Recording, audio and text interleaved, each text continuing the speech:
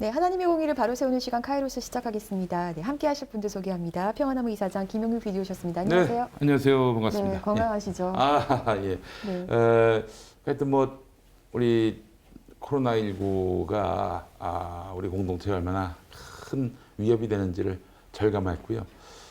아주 뭐 많은 분들이 또 그 코로나19 확진이 된 그 어딥니까? 그 M사라고 M사. 주부 만드는 M사는 집단 면역 지역이 됐습니다. 아. 예, 그래서 그건 다 마스크를 벗고 다녀도 될 만큼 다 걸렸었기 때문에 아니, 농담입니다. 예.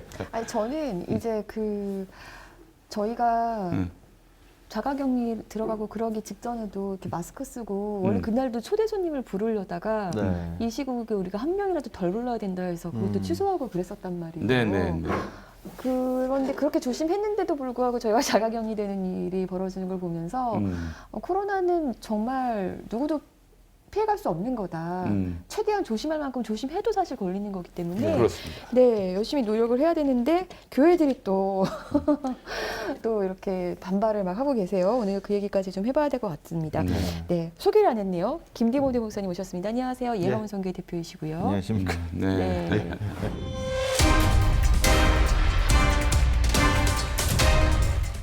네, 목사님은 어떻게 뭐 자가격리 기간을 어떻게 보내셨어요? 전 저희 그 선교회 간사님들을 통해서 네. 제가 오프라인에서 할 수 없는 업무들을 대신 너무도 충성스럽게 잘 해주셔가지고 뭐 업무 보는 데는 지장이 없었고요. 오히려 저를 통해서 우리 저 김엄마의 안부를 못 듣는데 저도 전화 엄청 받았습니다. 빨리 돌아와 달라. 네. 그런 열화 같은 성원이 있었습니다. 공석의 빈자리가 너무 컸다. 그거 아세요? 그래서 예. 되게 생각보다 많은 분들이 이 사장님 페이스북을 낙으로 삼으시더라고요. 아, 그래요? 페이스북 명탐을. 한간에 좀 그 사람들이 이제 들을 게 없고 신뢰할 게 없다라는 거예요. 그래서 오히려 이제 이 사장님 저희 그 방송이나 페이스북을 더욱 신뢰하고 이렇게 좀 쏠리는 그런 팬덤 형상이 더 발생한 것 같습니다. 예. 네, 뭐 그런 말씀하지 마세요. 정말 지지자들, 청취자들 이런 분들에 대해서 무섭게 여겨야 합니다. 예. 그분들이 지금 뭐 세상의 모든 걸 다 내어줄 것처럼 하시지만은 내가 거짓말을 하고 그분들 배반을 하면요 순식간에 돌아섭니다. 예. 무서운 분들입니다. 이 지지가 가볍지가 않아요. 싸지가 않아요. 그렇기 때문에 정말 두렵고 떨리는 마음으로 이 지지에 부응하는 삶을 살아야지. 그렇지 않고 이걸 내 거다 사유화하는 순간 대형교회 목사들처럼 되는 거예요. 저러다 망하는 거고. 예. 그래서 뭐 정말 저는 아주 많은 분들이 조회하시고 또 좋아요 누르시고 또 더러는 또 이런저런 또 계기를 통해서 후원해 주시고 우리 평화나무 후원해 주시는 것 무거운 책임감을 느낍니다. 맞습니다. 이게 빈말로 얘기 아니라 진짜 그래요. 예. 그래서 하여튼 새해에도 여러분들의 기대에 부응해서 반드시 빤스를 다시 감옥에 보내는 그런 일을 해보고 싶은데 빤스가 잘하면 뭐 굳이 뭐 감옥에 보낼 이유가 있겠습니까? 그렇습니다. 예. 네. 근데 잘할 것 같진 않아요 지금. 예. 나와서 더 이제 표현의 자유를 엄청 누리고 계신데 아니 저희가 하필 자가격리 중에 무죄로 나왔어요. 전 정말 제 눈을 네. 의심했습니다. 네. 저는 그 얘기를 어떻게 들었냐면은 김태현 기자라고 아주경제. 네. 그 양반이 저하고 같은 생활치료센터에 입소를 했어요. 네. 그 양반이 저한테 연락이 와가지고 그렇게 됐다고. 에이 그래도 부분적 무죄겠지. 전부 무죄라는 거예요. 그게 듣고 와 이제 뒷목이 확. 그러니까 치료센터에 들어갔다가 실려갈 뻔했어요. 예, 정말 그럴 정도로 너무나 충격이 컸고요. 네.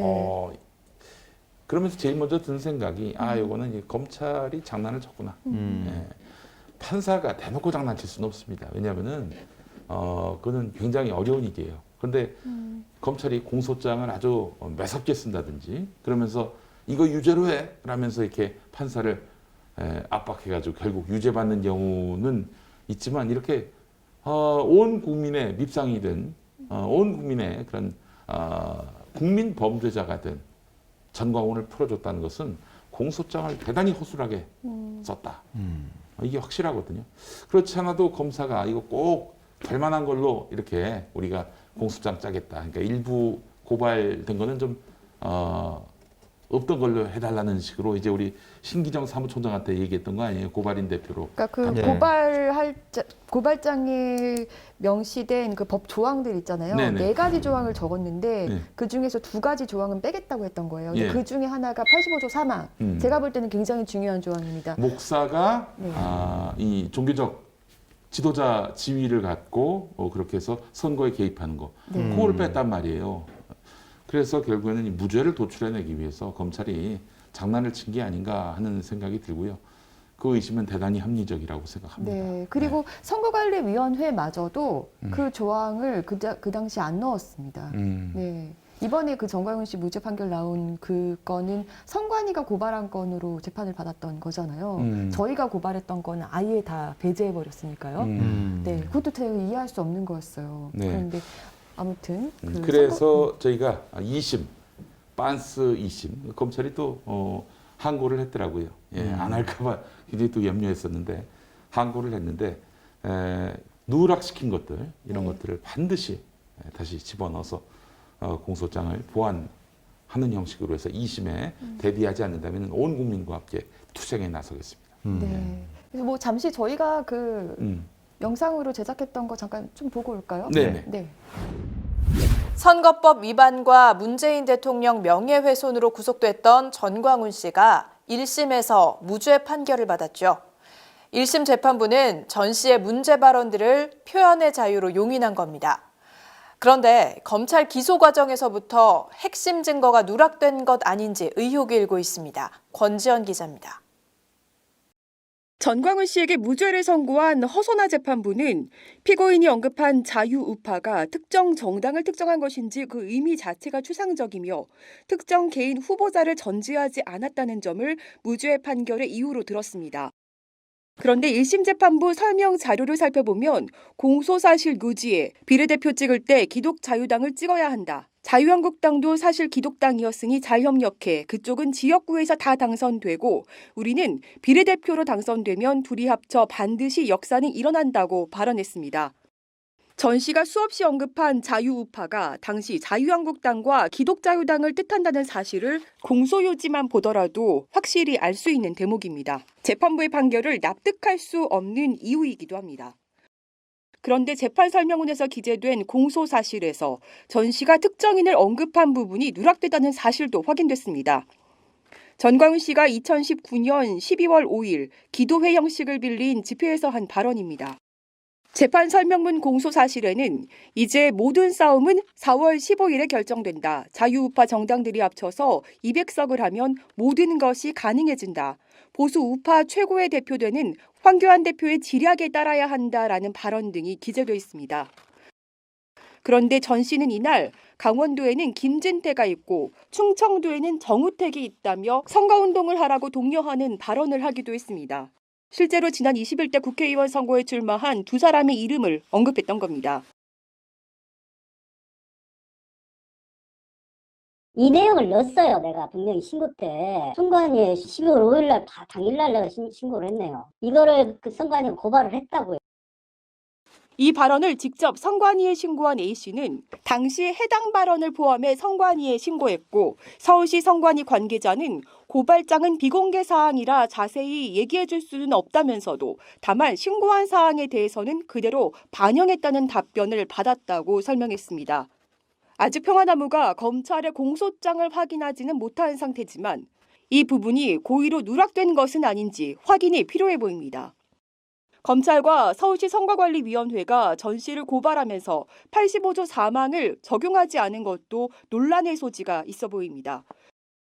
85조 사망은 교육적, 종교적 지위를 이용해 선거운동을 할 수 없도록 명시한 조항입니다. 이를 위반할 경우 3년 이하의 징역, 600만 원 이하의 벌금에 처해진다는 처벌 조항도 규정되어 있습니다. 서울시 선관위에 85조 사망을 고발 단계에서부터 적용하지 않은 이유를 물었지만 명확한 답변은 듣지 못했습니다. 저희가 법조 논리에 대해서 그렇게 좀 말씀드릴 딱히 말씀을 드릴 수는 없을 것 같고요. 그냥 제가 계속 말씀드리지만 저희가 고발할 때는 85조가 적용이 되지 않는다 판단을 해서 좀 미포함시키고 정광훈 씨를 목사로 인정을 할 수 없어서 이렇게 하신 건 85조는 적용이 안 된다고 판단을 해서 그때 그 사건이 왜 이 기준에 부합하지 않는다고 생각하신 어떤 이유가 있을 거 아니에요? 근거나 이런 게 있을 거 아니에요? 고발건에 대해서 기간이 길고로 어떤 근거로 그런 판단을 했는지 말씀을 드리기가 좀 어렵고요. 처벌 조항이 없어서 그러면 그렇게 할 수 있죠. 선관이나 그 수사기관에서 그렇게 할 수 있는데 네네. 이거 지금 딱 여기에 걸리는 거거든요. 사망에 네. 걸리는 건데 이걸 네. 뺐다라는 거는. 검찰은 평화나무가 고발한 내용도 공소장에서 전부 배제했습니다. 아니 그러면 20석을 목표하려면 몇 표를 얻어야 되나요? 300만 표 얻으면 됩니다. 300만 표. 네. 기독교인이 967만 표잖아요. 예, 996만 7천 표이기 때문에 네. 그 3분의 1만 투표해 주셔도 원내 교섭단체를 구성하는 20석이 나올 수 있습니다. 아니 예를 들어서 이제 지역에 나오는 후보는 예. 뭐 어느 당이든지 마음대로 찍고 예. 그것도 이제 기도해가면서 찍어야 되겠지. 성령이 가르쳐주는 대로. 네네. 근데 정당 투표란 게 있잖아요. 예. 그것을 이제 기독교인들은 기독당을 찍어주기를 바라는 거죠, 솔직히.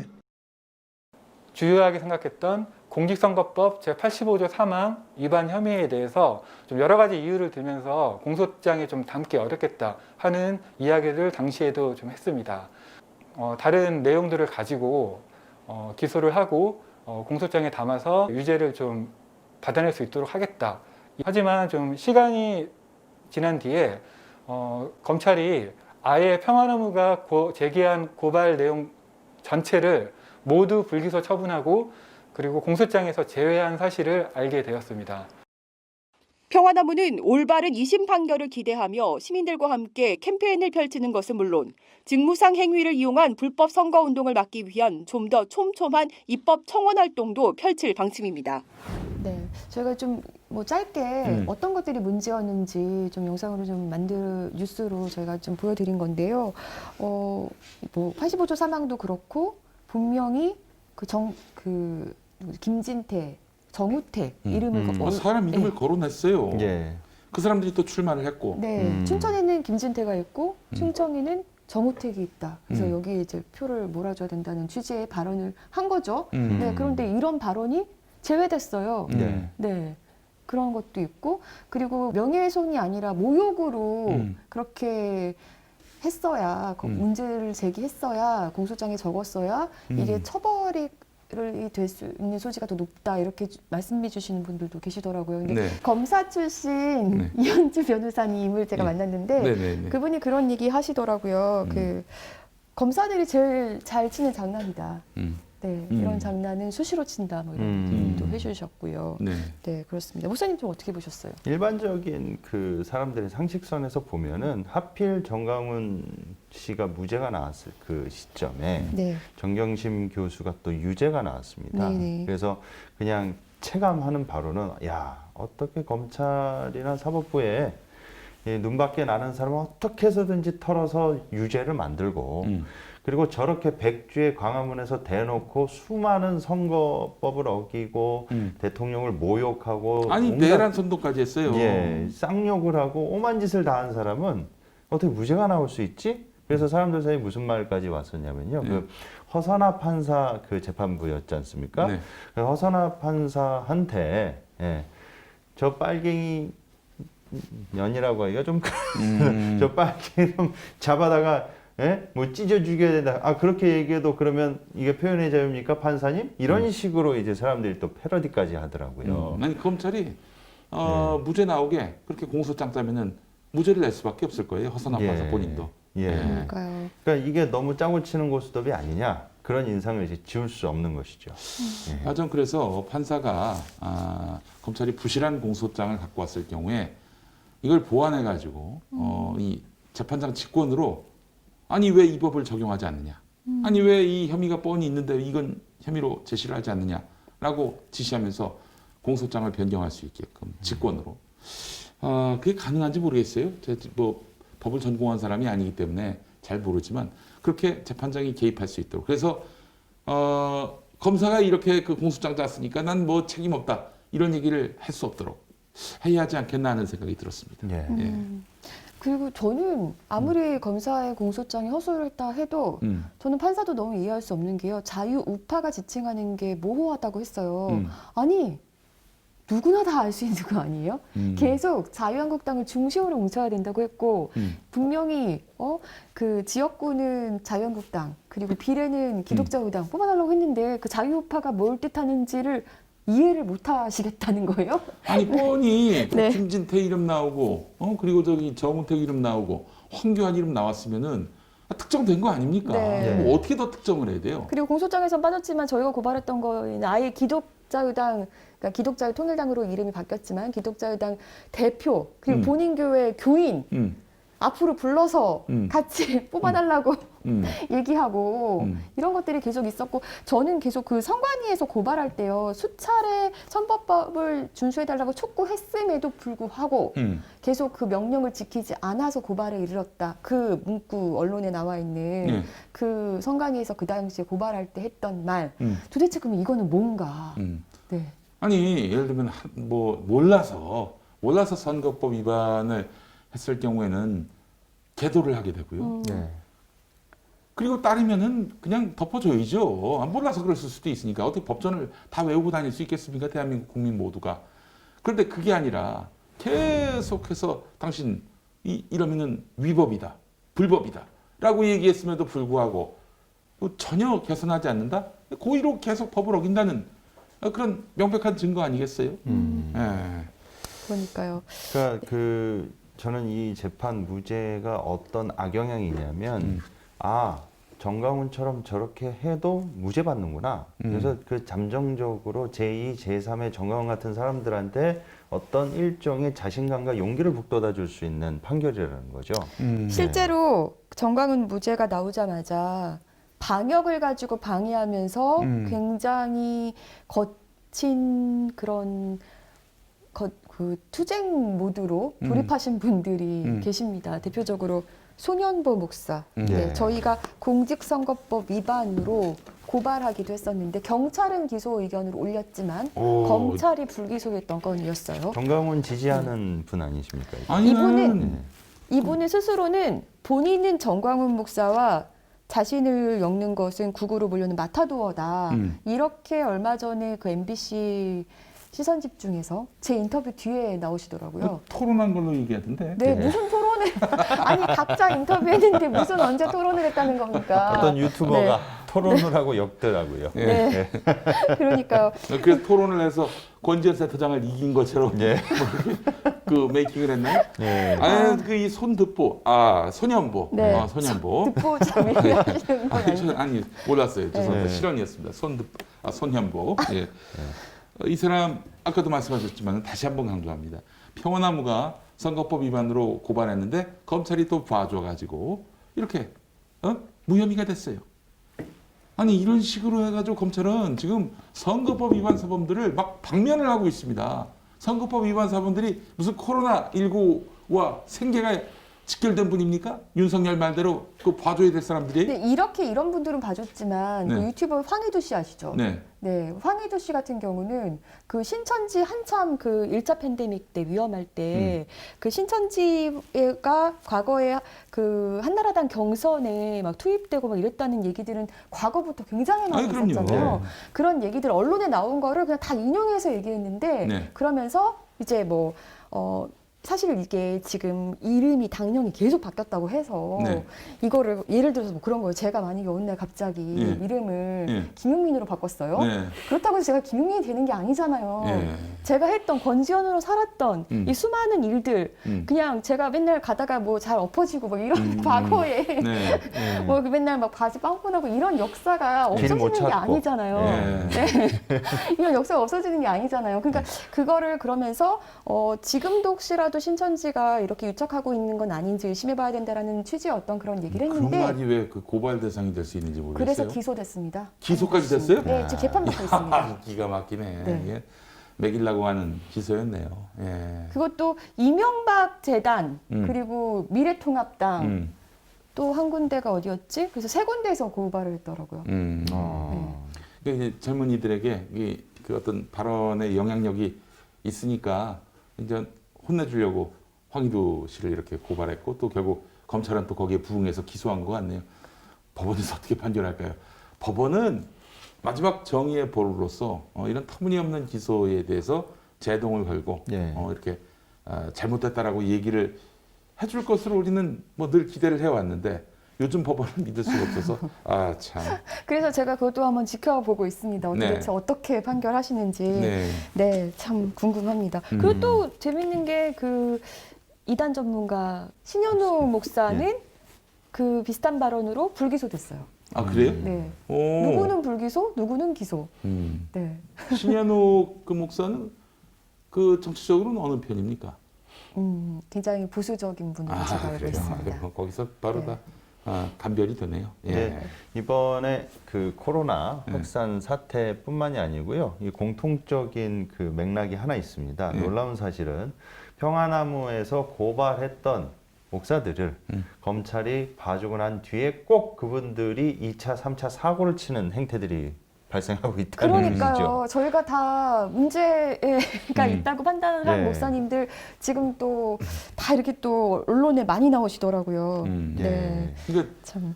오바를 한 거죠. 오바 정도가 아니라 개 오바를 한 건데. 이 주장 어떻게 보세요? 손현보 목사가 이렇게 말했어요. 세계로교회 규모는 5,000명에서 6,000명 수용이 가능한데 교회 규모를 고려하지 않고 20명 이하로 예배를 강제하는 거는 현장 실정을 무시하는 거다. 그러니까 이 교회 규모에 맞게 공간 따라서 이제 수용하게 해야 된다. 요 주장인 거예요. 아니 코로나 방역 기준에 맞추지 말고 교회 규모에 맞춰서 방역하라. 야 정말 참. 이분 열 있는 거 아닙니까? 열 있으면 1339로 연락해야지. 보건소에서 진단을 받아야 합니다. 이분이 그 하루아침에 이러신 게 아니고요. 원래 이분 성향 자체가 제가 꽤 오래전에 이분이 낸 책, 전도책이 있으세요. 목사님 전도가 너무 쉬워요라는 책이 있는데 그러니까 그 자체가 이 손현보 목사가 가면서 굉장히 부흥을 많이 시켰어요. 그러니까 이분을 좋아하는 그 팬덤들은 이분이 대형 교회를 이룬 목사 치고는 상당히 이렇게 평이 좋은 편입니다. 왜냐하면 대형 교회 목사 치고 외부 사례비 하나도 없이 한다든지. 정광훈도 그랬어요. 초창기에. 그리고 이제 교회를 이 신혼부부들, 이 돈 없는 신혼부부들을 위해서 교회에서 이제 무료 부페를 해주고 노인들 백내장 수술도 해주고. 맞습니다. 그리고 이제 좋은 일 많이 했네. 좋은 일을 너무나 많이 했기 때문에 이분을 좋아하는 분들 입장에서는 아 이분이 이렇게 나올 정도면 이게 정부가 심한 거다라고 또 이렇게 생각하시는 분들이 꽤 많으신데 실제로 이분하고는 세계로교회 예배를 보면은 교회가 상당히 크기 때문에 수많은 사람들이 있는데 간격을 널찍널찍하게 앉아서 예배를 드리더라고요. 그러니까 이분이 이제 하시는 말씀이 아니 현 정부 방역 지침이 전체주의적 사회주의적 발상이라는 거죠. 그러면서 예배 드리는 교회를 영화관 식당보다 더 값을 하는데 5명 모여라 10명 모여라 이렇게 지시하는 것 자체가 뭐 직계가족에는 모이지 마라 이런 게 이 북한에서 하는 5호 담당제를 이제 흉내내는 것과 유사한 것으로 우리나라가 이대로 가면 이 공산주의 중국처럼 되는 것이다. 이렇게 주장을 하시는 거예요. 그러니까 교회 규모가 크기 때문에 우리 교회는 크니까 정부 지침대로 5명만 모이지 않아도 되지 않냐. 방역은 지키되 간격을 널찍널찍하게 해서 사람 채우면 그것도 나쁘지 않은 건 아니냐. 이제 그런 식으로 주장을 하고 있다는 거죠. 여기에 부안해동되는 그 기독교인분들이 상당히 많으시다는 겁니다. 아니 근데 저는요. 이분이 지금 그 과거에도 계속 나라가 공산화되고 있다라는 취지의 주장 이런 거 무지하게 많이 하셨고 하셨죠. 왜냐면 그 저희가 선거법 위반으로 고발한 그 설교의 맥락도 그런 설교였어요. 뭐 청와대에 지금 뭐 주사파가 들어가 있다느니 뭐 이런 설교의 어떤 맥락 속에서 뭐 그 동일 임금 동일 노동 이거 같은 경우도 사회주의 정책이라는 식으로 아니 이렇게 서구 하면서 선진국들 특히 복지 네. 선진국에 가면은 그 이상이에요. 아니 저는 그런 분들 의료보험 혜택 못 받게 했으면 좋겠습니다. 그 의료보험은 또 우리 저 존경하는 박정희 대통령께서 도입을 하신 거 아니겠습니까? 박정희도 빨갱이네. 예. 형 박상희가 공산당원이에요. 예. 예. 그래요. 왜 그렇게 그런 분들을 또 그렇게 또 숭상하십니까? 또 그런 네, 분은. 그렇게 네? 과거부터 그랬던 데다가 지금 함께 나온 그 예자연이라는 단체 여기를 주목해 봐야 될 것 같은데 그 풀 네임이 예배 회복을 위한 자유시민연대예요. 그런데 솔직히 뭐 소년보 목사랑 정광훈 씨가 얼마나 친분이 있는지 왜냐면 본인은 계속 정광훈 씨와 자기를 엮는 거는 극우로 몰아가려는 마타도어라고 하니까요. 네. 근데 뭐 과거에 그 세계로교회에서 열린 집회에 정광훈 씨가 강사로 온 적도 있고, 네 그리고 저희가 고발했을 때 소년보 목사를 포함해서 그 목사들을 위해서 뛰었던 게 기독자 통일당이었었고요. 네. 뭐 이런 관계가 있는데도 불구하고 본인이 또 이렇게 주장하시지만 그럼 저는 어떻게 반박하겠냐면요. 예자연 대표로 있는 김진욱 목사, 정광훈 씨에 대해서 이 시대 사사라고 했던 말. 사사. 예. 그리고 공동 대표로 있는 김순규 전 국정원장, 굉장히 중요한 인물이죠. 네. 정광훈의 멘토. 정광훈 씨가 스스로 자기 멘토라고 했던 사람. 네. 네. 그리고 박경빈 목사. 정광훈은 이 시대 예레미야이자 세례 요한이라고 하면서 광화문광장에 같이 연단에 섰던 사람. 네. 그리고 심화부 목사. 네. 심화부 목사도 계속 정광훈 씨와 함께 연단에 올라서 정광훈을 칭송하고 함께 나라가 공산화되고 있다는 식으로 그렇게 주장했죠. 이분들이 다 여기 계세요. 그럼 지금 그 연관이 안 돼 있는 겁니까? 예. 정광훈 씨와? 또 이들은 또 우리 그 평화나무의 네. 단골 검증 대상. 네, 그러니까 이분들은 아주 평화나무하면 치를 떱니다. 네. 사실 그 이 예자연이라는 데서 굉장히 중요한 인물을 하나 좀 살펴보셔야 돼요. 네. 심동석 목사. 심동석 누구야? 이 심동섭 목사라는 사람이 목사지만 예. 검사 출신입니다. 아, 그래요? 그분이 여기 지금 법률 담당인가 하고 있는데 검사 출신이고요. 그 저기 그러면은 누구야? 김승규하고 가깝겠네. 가깝죠. 그리고 소망교도소 소장이었습니다. 아, 그래요. 네. 소망교도소는 그 이제 명성교회 김사만 목사가 이사장으로 있는 네, 그 재단법인이 설립한 대한민국 최초의 민영 교도소죠. 서초동 가면 많이 볼 수 있는 분이겠네요. 네. 네. 교회가 서초동에 있습니다. 네, 저희가 그렇죠. 가봤습니다. 그거 저기 제가 봤을 때는 아마 법원검찰청 근처에 있을 것 같은데. 네, 거기 갔더니 예. 그 반동성애 활동가들이 낸 뭐 책자라든지 그런 팜플렛 같은 게 그게 막 깔려 있었고. 자, 이름 다시 한번. 심동섭. 자, 다시 자막. 심동섭. 예, 자막으로 번쩍번쩍. 예. 네, 그랬었고 네. 저는 그래서요 이 문제가 어떻게 보여지냐면 계속해서 이분들이 결집 수단으로 삼았던 게 그 종북, 빨갱이 거기에다가 반이슬람. 이게 이제 상식적인 시민들은 터무니없는 이야기라고 하겠지만 네. 이게 먹힌다니까. 이 보수 기독교인들한테 먹혀요 이게. 네. 그러니까요. 한창 수년 전에 굉장히 그게 심각했었죠. 그래서 2020년 되면은 한국이 이슬람 국가가 될 거라고 했었어요. 네. 도대체 작년에 이슬람 국가 왜 안 된 거예요? 예언이 적정하지 않았잖아요. 뭐라도 해명을 하셔야 되는데 예. 아무튼 그런 뉴스들 가짜 뉴스가 수년 전에 팽배하게 일었고 하지만 이게 선교하는 교회가 많아서 그런지 이게 생각보다는 또 그때 당시에는 동성애만큼은 아니었던 것 같아요. 예. 근데 이제 동성애로 결집하니까 많은 교회들이 여기 확 이렇게 흔들리는 걸 볼 수 있었고 그런데 도리어 이제 빨갱이 이런 것들이 먹히던 때가 있었는데 네. 지금은 그런 게 먹히지 않으니까 동성애로 네. 이 메뉴를 바꿨어요. 그렇죠. 예. 메뉴를 바꿨어요. 그런데 제가 지금 우려하는 거는 이제는 방역을 결집 수단으로 삼고 있다. 아, 방역을. 네. 그러니까 예배를 못하게 하는 거는 네. 이게 사탄의 음모고 공산주의의 음모다. 문재인 정권이 그러하다.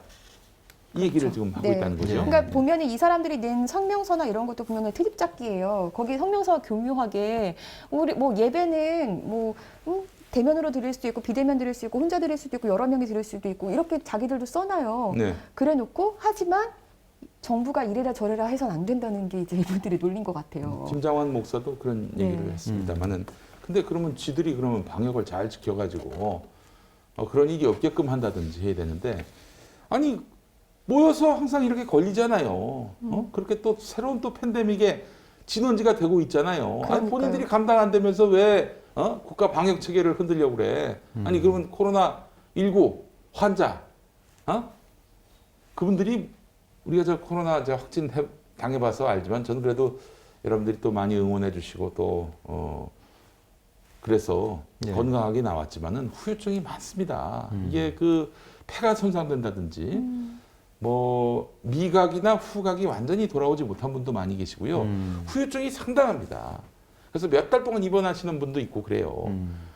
그거 어떻게 교회가 뒷감당할 수 있어요? 못 하잖아요. 뭐 그분들 그래서 일 못 해가지고 하루하루 쉬는 거, 뭐 무슨 그런 일당, 이런 것들도 교회에서 대줄 수 있습니까? 못 하지. 자기들이 감당 못할 것 같으면은 국가 방역 체계에 협력하는 게 합리적인데, 아니 지금 왜 이런 땡깡을 부리고 있냐 이거예요.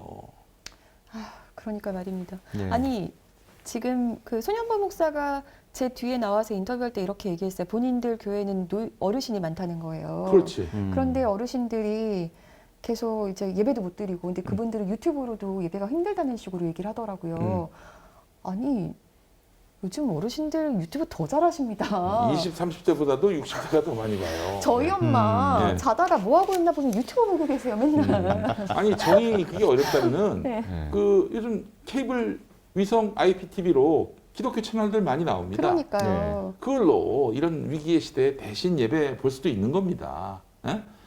아니 그 대형 수단들이 얼마든지 많이 있는데, 그리고 벙커 원교회 뭐 저희 교회 얘기해서 좀 그렇습니다만은 12월 25일부터 완전 전면 비대면 예배. 그러니까요. 어떻게 하냐면은 사실은 그 전에 그 비대면 예배는 소수의 스텝이 모여서 예배를 녹화해가지고 혹은 뭐 그 같은 시간에 동시간에 라이브로 내보낸다든지 그랬었는데, 이게 아니라 사회, 기도, 설교, 찬양 다 각자 순서 맡은 사람들이 자기 방에서 혼자서 촬영해가지고 보내오면 이걸 다 엮어가지고 그렇게 해서 예배를 지금 3주째 드렸거든요. 아무 문제가 없습니다. 아무 문제가 없어요. 최소 벙커원 교회보다 시설도 좋고 말씀하신 대로 규모도 그렇게 의리의리하게 크신 교회에서 네. 대책을 만들려고 하면 얼마든지 만들죠. 비대면으로. 그렇죠. 못 하시겠어요? 그러니까 이분 네. 그 성향 자체가 그 예전에 제가 이분 쓰신 책 보면 자기가 이제 군대에 있을 때 예배 드리러 가면 자기를 고참이 때렸다는 거예요. 그러면서도 교회 가겠다 하는 이런 좀 저돌적인 그런 면이 있으시더라고요. 그래서 그 얘기를 본인이 하셨어요. 맞으면서라도 자기는 반드시 이 생명과 같은 예배를 목숨 이거랑 지금 그거랑 비교 대상이 이 됩니까? 종교 탄압을 했을 때 이거를 뚫고 예배 드리러 가는 거, 이게 진정한 용기입니다. 진정한 신앙이고요. 그게 잘못됐다는 게 아니에요. 그러니까 그거를 지금 방역을 종교 탄압으로 이렇게 인지를 하셔가지고 그러한 기질이 엉뚱한데 이렇게 발현이 되시는 거죠. 그래서 지난 3월부터 계속 대면 예배를 드린 결과 6번 고발을 당했고, 이제 결국 폐쇄 조치가 내려지기 직전이라 며칠 전에는 이제 마지막으로 교인들께 교회 폐쇄를 앞두고 당부 영상을 드린다면서 눈물로 이제 호소하는 이 영상을 올리셨더라고요. 아니 우리 백양록 교회 그 목사 이름 뭐예요? 예장통합 총회장 했던 김태영. 네. 그 사람은 뭐 그 벌금 맞더라도 과태료 맞더라도 계속 예배해라 그렇게 얘기했는데 본인은 그렇게 하고 있는지 모르겠네. 세계로 교회는 하고 있어요. 그래서 가처분 신청을 이제 다시 이제 문제 제기를 했죠. 그래서 이 부분에서 법적 자문을 누구한테 받고 있냐면요. 그 법무법인 이제 시그니처의 전 그 헌법 재판관이었던 안창호. 안창호 재판관한테 이제 그분이 이제 시그니처 이 고문 변호사로 이렇게 활동하게 되셨다는데 그분한테 이제 이렇게 도움을 받는다고 본인이 이야기를 했습니다. 참. 이게 답이 없네요. 네. 이거는 이렇게 그 엄청난 그런 팬데믹을 경험하고도 2차, 3차가 또 4차가 지금 교회발 아닙니까? 그런데도 이런 일들이 계속 그 비일비재하게 되고, 그럼에도 불구하고 반성하지 않고 대면 예배 그냥 사수하겠다. 이런 태도는 뭐 진짜 이 사회 공동체 구성원으로서 자기를 부정하는 꼴이거든요.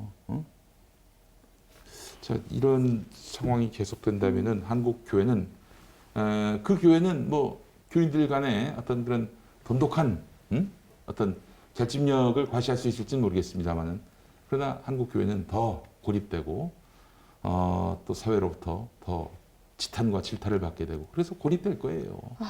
예. 참 속상합니다. 자, 이 와중에 또 거론 안 할 수 없는 인물이 또 있습니다. 인터콥의 최바울 씨.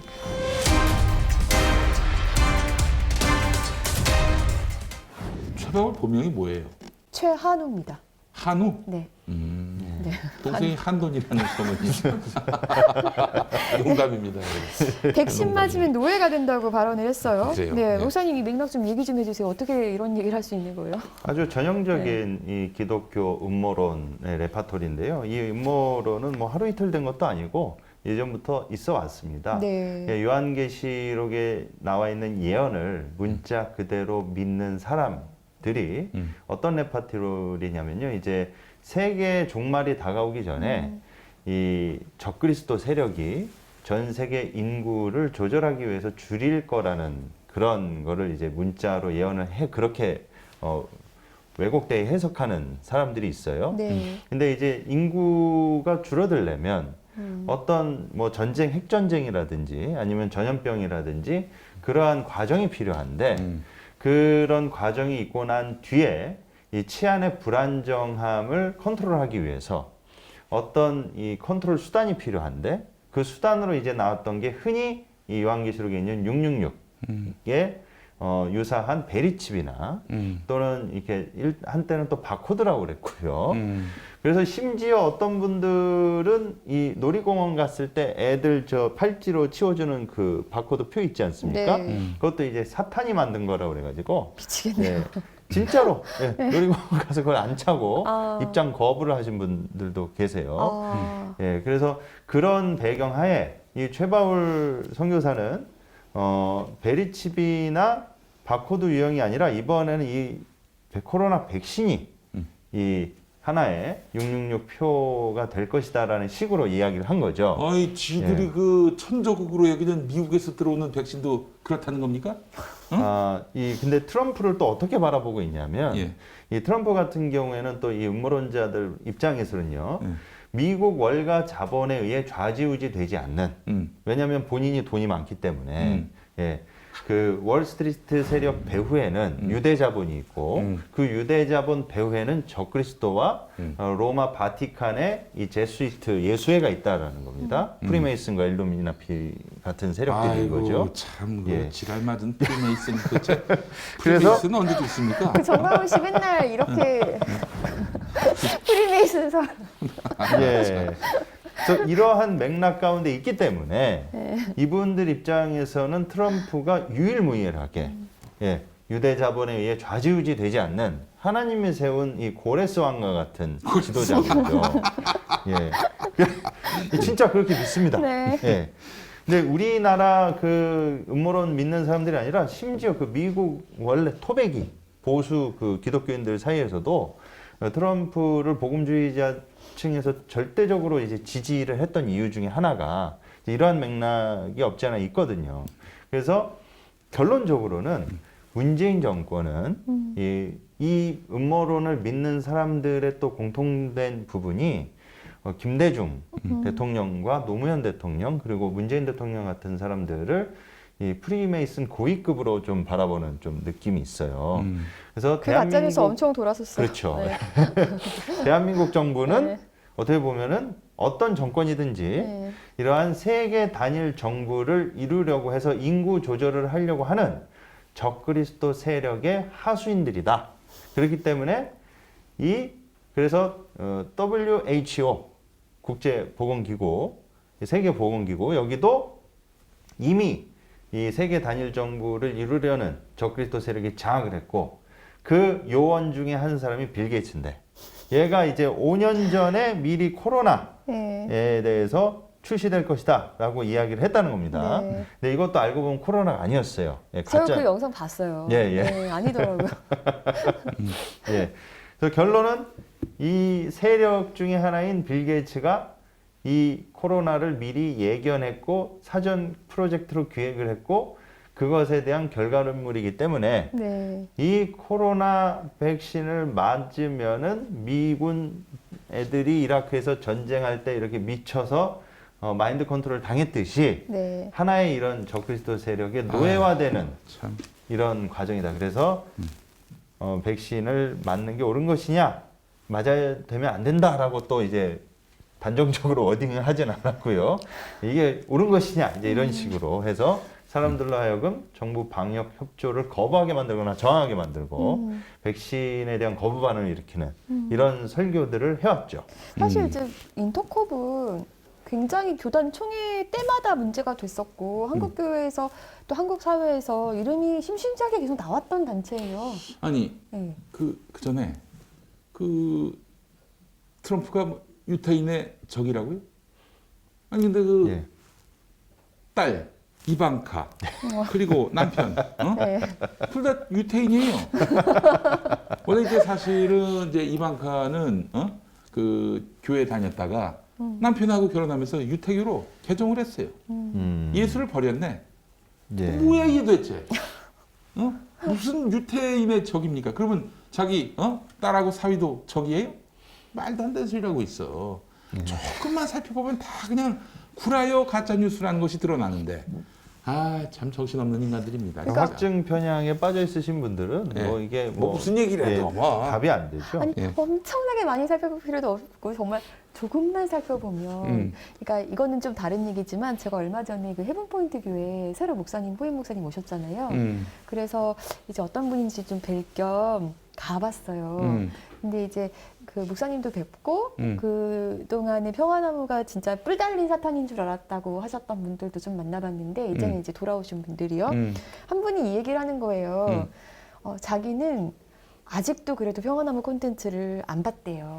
그러니까 그 목사가 그래도 그렇게 얘기했던 게 아직도 남아있긴 한 거예요. 이제 그 목사가 가짜라는 걸 알았지만 그래도 평화나무 콘텐츠를 보기는 이제 자기가 괴롭기도 하고 이제 그 아직은 찝찝함이 있으신 거예요. 그래서 제 옆에 이렇게 계시다가 사실 아직도 이렇게 있으면 옆에서 제가 이렇게 나쁜 거 이렇게 전파하고 그럴 것 같은 생각도 들고 그러니까 그게 말로 주입된 그 그루밍이 얼마나 무서운지를 그렇지. 그렇게 설명을 해주시더라고요.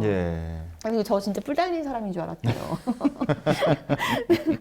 이게 뭐 이런 얘기도 해주셨는데 그러니까 인터컵 같은 경우에는 옛날부터 바로 이러한 그 문제가 대두돼가지고 각 교단으로부터 정말로 많은 지적을 받고 비판을 받았습니다. 계속 뭐 참여 금지 뭐 이런 거 많이 받았고 이단으로 딱 결의되진 않았지만 예의주시하는 단체이었고 계속 그 KWMA라 그래서 그 선교 단체들의 세계 선교 협의회인가요? 네.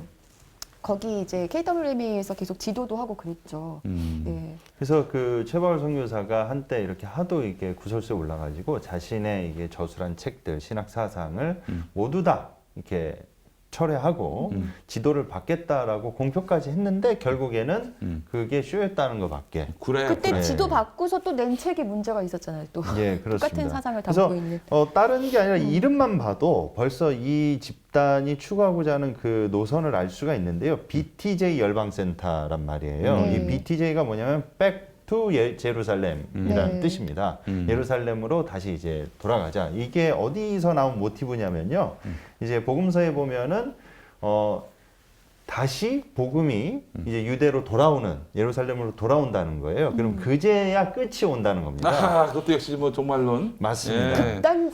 중요한 건 여기서 그냥 종말론이 아니라 극단적인 세대주의. 종말론. 그러니까 이분들은 세상의 종말이 언제 오냐고 생각하냐면 예수를 십자가에 못 박아 죽인 그 유대 민족이 복음화가 이루어지면 그곳에 가서 자생하는 유대인들로 구성된 그 개신교 기독교가 부흥이 되는 그날이 이제 세상의 종말이 온다. 주님이 재림하신다. 그렇게 믿고 있기 때문에 본인들의 공격적인 선교 방식을 통해서 최대한 선교를 신속하게 이루면 이룰수록 그게 주님의 재림과 종말을 앞당길 수 있는 하나의 실천적 행위가 된다. 이제 그러한 지점도 있습니다. 네. 그래서 이런 신앙관을 갖고 있기 때문에 선교 행태가 상당히 공격적일 수밖에 없었어요. 그래서 뭐 사원에 들어가서 땅 받기를 한다든지 그래서 현지에 있는 선교사님들하고 인터컵이 상당히 문제가 많았습니다. 왜냐하면 현지에 가 계신 선교사님들은 그 마을과 그 동네 주민들하고 어울리기 위해서 상당히 오랫동안 그 지역에 있는 고유의 문화와 종교가 있거든요. 그거를 대놓고 비판하거나 맹렬하게 이렇게 적대시하지 않았습니다. 그러니까 그런 지역에서 지역 주민들을 오랫동안 섬기고 기독교 선교사로서 복음을 전하기 위해서 그렇게 지역 주민과 함께하는 삶을 살면서 자연스럽게 복음을 전하려고 했던 네. 그 지역에 인터컵 사람들이 들어가가지고요. 예, 우상숭배, 뭐 지옥 간다고 한다든지, 뭐 땅 받기를 한다든지, 아니면 거리에서 대놓고 막 찬양을 해버리니까. 그러니까 막 무슬림들한테 가가지고 그러면. 예, 막 알라 믿으면 지옥 간다, 막 이제 그런 식으로 공격적으로 하다 보니까 그렇게 그 지역을 헤집고 가버리면 어떻게 결국에는 되겠어요? 그 피해는 고스란히 그 원래 있던 선교사님한테 가는 거죠. 그래서 문제가 상당히 많았습니다. 예. 그러니까, 예. 지들끼리 그냥 우리는 이렇게 신앙이 좋아 과시하고 가버리는 거예요. 그러면 현재 남아있는 이런 선교사들 또 기독교인들이 얼마나 또 곤경에 처하겠어요. 이런 것들을 내다보지도 않고 자폐적 신앙을 계속 견지하고 있는 거죠. 예. 사실 이 선교도 이게 뭐 물량주의라든지 뭐 아니면은 뭐 무조건 우리를 따라야 돼 이게 아니라 원래 토착화가 굉장히 중요한 거잖아요. 그럼요. 근데 그런 걸 다 무시하고. 아니, 그러니까 예전에 우리 초기에 한국 개신교가 의료, 교육 이 선진화된 거를 도입해가지고 그래서 이 땅의 그 민중들 또 네. 새로운 시대를 갈망했던 그 민중들은 기독교가 우리에게 선물을 주고 있다 이런 인식 속에 기독교를 이렇게 수용하게 됐다고. 그쵸. 근데 이거 뭐야 도대체 가가지고 그냥 깡패짓이나 하고 말이야. 예.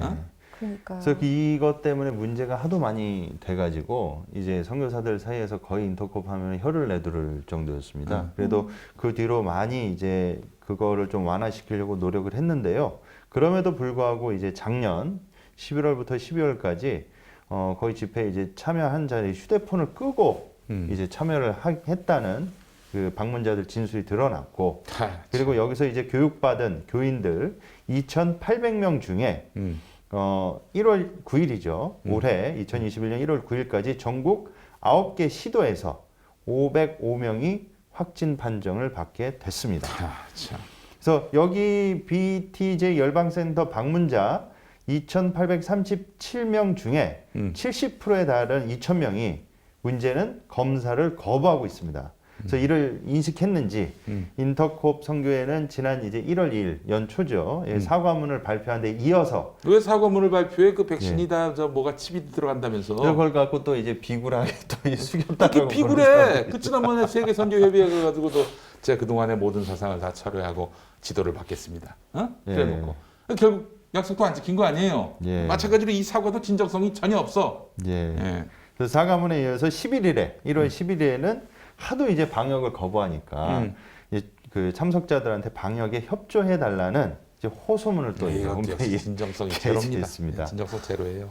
아니 평소에 백신 맞으면 노예된다고 이렇게 했는데 거기 가서 설교 듣고 그 말이 진실인 거라고 생각하시는 분들이 검사를 받겠냐고요. 이쪽 진영에서 이거를 믿는 사람들은 네. 이렇게 지금 사과를 한다든지 그리고 이렇게 뭐 방역에 협조하라는 이거를요.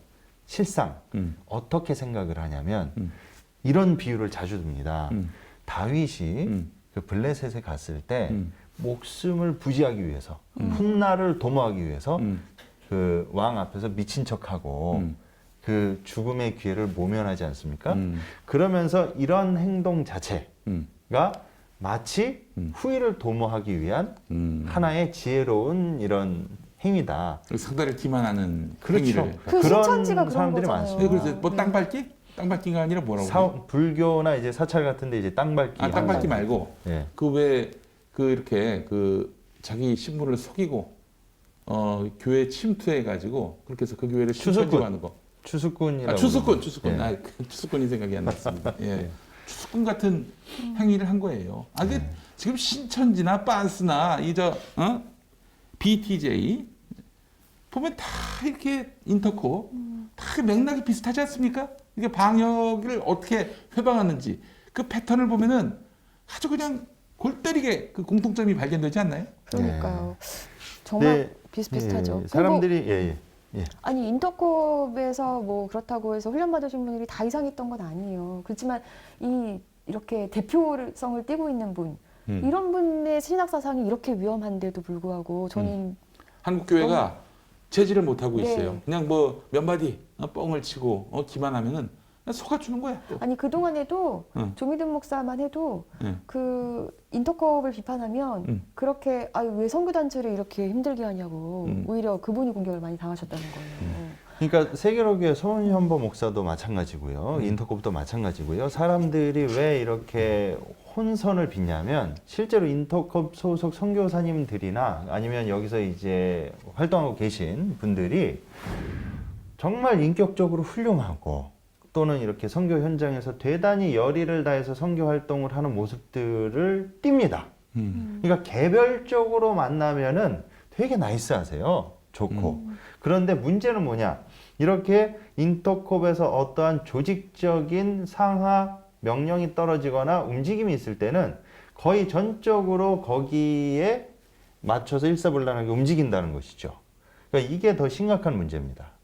예. 그러니까 사람들은 저렇게 자기가 평소 때 인터컵 출신 그 선교사님들을 만났을 때 대단히 인격적이고 훌륭하셨거든요. 그리고 선교 활동 되게 열심히 하고 뜨겁게 하시는 분인데 아니 저런 걸 믿어? 그래도 저 정도는 아닐 텐데 이러한 분위기가 있기 때문에 사람들이 쉽게 이렇게 선을 긋거나 자르질 못했던 거죠. 그것도 그렇고 이제 규모가 있는 선교단체였기 때문에 많은 뭐 대형교회 목사들도 여기 가서 강의 많이 하지 않았습니까? 예. 그거를 실은 노리는 겁니다. 예. 아니 그 유명 복음성가도 또 여기서 많이 번역이 되고 주님의 춤추리 같은 노래. 그 참 좋은 노래인데. 예. 주님의 마음에 노래하리라. 네, 그 노래. 그것도 제가 인터컵으로 알고 있습니다. 마귀는 떠나가고 이런 찬양이 있습니다. 그래요? 갇힌 자 자유케 되 그 모든 이름보다도 그래. 모든 이름 이것도 제가 인터컵 2000년 그 2000년 전으로 그 인터컵에서 나온 찬양들이 많았습니다. 마귀가 떠나고 코로나가 아이고 웃으면서 얘기하지만 참 이게 웃을 일이 아니네요. 예. 자, 그렇습니다. 네. 그래서 정리를 해보자면 이분들이 참 비슷하세요. 네. 진짜 비슷하십니다. 그래서 코로나 방역의 중심에 서 있어서 이 논란을 일으키는 그 비대면 예배를 거부하는 이 목회자들과 교회의 공통점이 있습니다. 그래서 첫 번째는 정강훈의 반정부 노선을 지지한다는 겁니다. 정강훈 자체를 지지하진 않아도 자체를 지지하기는 좀 힘든 부분이 많죠. 최바울 씨는 정광훈 씨 지지하러 그때 천막에서 청와대 릴레이 단식 때 그 현장에 갔죠. 네. 그래서 평화나무에서 이번에 기사에 올리신 그 갈무리 사진도 봤습니다. 그래서 정광훈을 지지했고 게다가 최바울 같은 경우는 전 한기총 공동대표였습니다. 그래서 정광훈 노선을 반정부 노선을 지지한다는 공통점이 있고요. 그리고 두 번째는 정부의 방역 지침을 이 표현도 상당히 남발하는데 갖다 붙일 건 일단 다 갖다 붙입니다. 그러니까 좌파 느낌이 나는 단어들은 다 갖다 붙입니다. 그러니까 정부의 방역 지침을 공산주의적, 전체주의적, 사회주의적 발상으로 예배를 억압하는 종교 탄압의 형태로 여깁니다. 아니 그렇게 지정하면은 개신교인들 맨날 예배당 이렇게 막 이렇게 하게 하고 뭐 시간 지키게 하고 헌금 내게 하고 이것도 그게 더 전체주의라고 전체주의라고 하시는 그렇죠. 그 전체주의로 말하자면은 박정희만한 전체주의가 있어요. 국민총화라는 이름으로 6시면 5시였나? 길 가다가도 국기 하강식 때 손을 올리고 모든 형태로 국민이 하나여야 한다. 딴 생각을 가지면 안 된다. 다 반공사상으로 총화돼야 한다. 이랬던 시대였어요. 그 시대의 전체주의는 괜찮았나? 예. 아이고. 여기다 지금 전체주의를 갖다 대시면 참 공동체 예. 같이 살자는데 지금. 네. 아니 이게 지금 누구의 이익을 위한 겁니까? 공익 아니에요? 모두의 이익을 위한 거 아니에요? 사실 그렇잖아요. 이게 문재인 대통령 개인의 이익 혹은 뭐 문 대통령 가문의 이익을 지금 위해서 방역하는 게 아니잖아요. 네. 그러니까 좀 저도 목사지만 좀 죄송스러운 얘기인데 좀 무식한 돌대가리 분들이 너무 많으세요. 사회주의, 공산주의, 전체주의 이 단어의 용어나 어원이나 맥락을 정확하게 어떤 의도인지 모르고 남발하시는 분들이 너무나 많기 때문에 예, 그래서 뭐 이건 부끄러운 얘기입니다. 그래서 세 번째, 지금 현재 이 코로나 방역의 주체인 문재인 정부 자체를 그 공산 정권인 북한과 화친을 맺으려는 공산주의적 또는 사회주의적 좌파 정보로 인지하고 이 문재인 정부 자체가 교회를 대적하는 세력으로서 저항하려는 자세를 취하고 있다는 겁니다. 게다가 이제 그 예. 말하자면 색깔론을 뒤집어 씌우는 이게 코로나가 아니더라도 과거에도 여러 이런저런 이슈 나올 때마다 항상 이런 도식이었어요. 이런 로직이었어요. 예. 그러니까 마지막으로 네 번째. 그러니까 결과가 어떻게 도출이 되냐면요. 그렇기 때문에 정부의 방역 지침에 협조하거나 검진을 이렇게 한다든지 자가격리를 한다든지 그 백신을 맞는 이런 행위 자체를 공산 정권, 그 무신론 사탄 마귀가 세운 그 권력에 협조하고 순종하는 비신앙적 행위고 불순종으로 여긴다는 겁니다. 그렇기 때문에 정부의 방역 지침에 협조적으로 나올 수가 없는 결과가 나오는 것이죠. 그래서 이분들이 그 검사 받으러 가면 그렇게 막 화를 내시고 막 그러시잖아요. 제가 아까도 말씀드렸지만은 다윗 미친 척 하는 그런 포지션으로 생각하고 있는 분들은 어떻게 생각을 하시냐면요. 어쩔 수 없이 본인은 이게 불신앙이고 하나님 보시기에 기뻐하는 행동이 아니기 때문에 하면 안 된다고 생각하는데 예를 들면 가족 중에 자식들의 뭐 이게 성화에 어쩔 수 없이 맞으신 분들이 검진을 하고 와서 그렇게 회개를 하셨다는 자기가 이제 구원에서 떨어져 나가거나 아이고 주여 사탄 세력에 이렇게 굴복하는 행위를 했기 때문에 막 금식을 하시는 분도 계시고 그런 분들이 적지 않게 있다는 얘기를 들었습니다. 이런 아유, 참 아까도 말씀드렸지만 계속 그 결집하는 수단들이 있었단 말이에요. 근데 이제 공산주의 가지고 빨갱이 논란 가지고는 안 되니까 계속 네오막시즘이라고 이분들은 그랬죠. 네오막시즘. 그래서 소강성 목사가 그런 얘기 많이 했어요. 네오막시즘이 뭔지 한번 난 한 3분 정도 설명을 좀 들었으면 좋겠어요. 3분 이상 설명할 수 있을까? 네오막시즘이 뭔지. 그 네오막시즘에 대해서 소강성 목사가 그렇게 생각하게 된 게 김순규 장로의 영향 때문이에요. 김순규? 네, 김순규 전 국정원장의 영향 때문이고요. 그래서 이분들은 지금 뭐 동성애며 막 이런 것들이 어쨌든 지금 이제 공산주의를 만들려는 어떤 그런 그 세상의 그 악의 어떤 사탄의 전략이다 이렇게 약간 그렇게 주장하고 계시잖아요. 거기다가 이제 방역을 가지고 나오는 게 너무 위험한데 정신 차려서 좀 아니 뭐든지 우리가 예수라면 어떻게 할 것인가 이렇게 생각하면 답이 나와요. 예수님이 과연 방역 망쳐라, 다 모여가지고 뭐 전염병 걸리든 말든지 신경 쓰지 말고 온 사회에 전파하든지 말든지 신경 쓰지 말고 야 너희들끼리 모여서 그렇게 하고 타종교 배척하고 그리고 정복적인 그런 선교를 하라. 과연 그렇게 말씀하실까요? 그렇게 행동하셨을까요? 그러니까 불이익을 당하더라도 당해라. 그렇게 왼뺨을 맞으면 오른뺨을 대라. 이게 예수님의 그 평화 정신 아닙니까? 지금 이 사람들은 완전히 지금 이상한 사람으로 만들어 버려요 예수님을. 예. 그래서 저 평화에 역행하는 기독교는 다 가짜다. 적그리스도다. 전 이렇게 규정하고 싶습니다. 네. 성경에 있는 그런 신학 노선 중에 종말론이라는 지점이 있는 건 사실입니다. 그리고 수많은 보수 신앙을 갖고 계신 그 복음주의 진영이든 개혁주의 진영이든 저희가 주님의 재림을 팩트로 믿는 그런 신앙을 지닌 분들은 많습니다. 그러니까 그것 자체를 저희가 비웃거나 조롱하거나 폄훼하는 게 아닙니다. 잘못된 그 성경 해석으로 인한 음모론에 도취되거나 매몰돼 가지고 일반적인 사회생활을 하지 못하게 만들고 사람을 이렇게 죄에 얽매이게 만들고 어떤 종교적 그 프레임에 가둬서 억압을 하고 타인에게 피해를 주고 반사회적인 행태를 보이게 하는 것 자체가 문제라는 것이죠. 예, 그래서 그것은 저희가 좀 구분을 해서 말씀을 드리고 싶습니다. 예. 네. 참 기독교가 이렇게까지 망조가 될 줄은 몰랐습니다.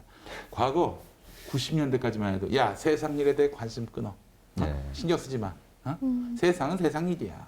우리끼리만 모여가지고 열심히 기도하고 찬양하고 그래서 주님 다시 오실 날을 대비하자. 그랬거든요. 90년대까지만 해도. 그때가 차라리 낫다. 그것도 건강한 건 아니지만. 예. 그러니까 차라리 그게 낫다. 이게 혹세무민 하진 않은 거니까. 예? 예. 아휴, 그냥요. 그러니까요. 이제는 그냥 성경만 제대로 이게 전파하고 그냥 가르치는 목사님만 봐도 아유 좋네 이런 마음이 들더라고요. 속상합니다. 네, 저희 평화나무가 할 일이 많네요. 오늘도 바쁘게 생겼습니다. 저 하나 여쭙고 싶은 게 이렇게까지 저희가 바쁠 거라고 처음에 평화나무 설립할 때 예측하셨어요? 저는 사실 저한테 그러셨잖아요. 예. 기독교가 IS처럼 가고 있는데 그냥 두고만 보겠냐고. 제가 그 말이 마음에 박혀가지고. 실제로 그렇게 되고 있지 않습니까? 네. IS가 되고 있어요 지금. 예? 그래서 평화나무가 너무 과격하다, 너무 직선적이다 이러시는 분들이 있는데 상대가 저렇게 나오면 우리도 그렇게 나갈 수밖에 없어요. 우리라고 이렇게 정말 테러 위협을 느끼면서 이런 일들을 하겠습니까? 여러분 평화나무 좀 도와주시고요. 우리 사회 평화를 위해서 저희가 할 수 있으면 얼마나 하겠습니까? 9명의 직원 갖고 얼마나 하겠어요? 또 동역자들, 후원회원들 다 합쳐서 뜻을 모아도 지금 저렇게 거의 대기업화 됐고요. 거의 조폭 집단화되어 있는 한국 이런 수구 개신교회를 이기긴 쉽지 않습니다. 그야말로 돌들이 소리치는 심정으로 지금 평화나무가 활동하고 있는데 많이 좀 도와주시고요. 저희들의 목소리에 좀 귀를 기울여 주시고 그리고 다시 한번 말씀드리지만 제가 권지현 센터장께도 말씀드렸던 것처럼 이들은 한국형 IS가 될 가능성이 대단히 높습니다. 그렇잖아요. 네. 그들은 지금 전염병이 번지든 말든 당장 청와대로 쳐들어가서 대통령 끌어내자, 내란을 일으키자 이러는 사람들입니다. 아직은 말뿐이어서 그 실체가 좀 두드러지진 않지만은 실행에 옮길 가능성이 없다고 말할 수는 아무도 없어요. 그렇기 때문에 평화를 위한 그런 평화나무의 이런 적극적인 활동에 대해서 관심을 가져주시고 또 많이 또 후원해 주시고 격려해 주시고 기도해 주시면 감사하겠습니다. 네. 이렇게 또 훈훈하게 마무리하면서 진짜 저희끼리 할 수 있는 게 아니라 정말 많은 분들이 함께 해주셔야지 우리 사회 평화를 지킬 수 있을 것 같습니다. 네, 오늘도 여기서 마칠까요? 네, 오늘도 함께 해주셔서 감사하고요. 저희는 다음 시간에 더 건강하고 또 알찬 소식 가지고 찾아오겠습니다. 감사합니다. 네.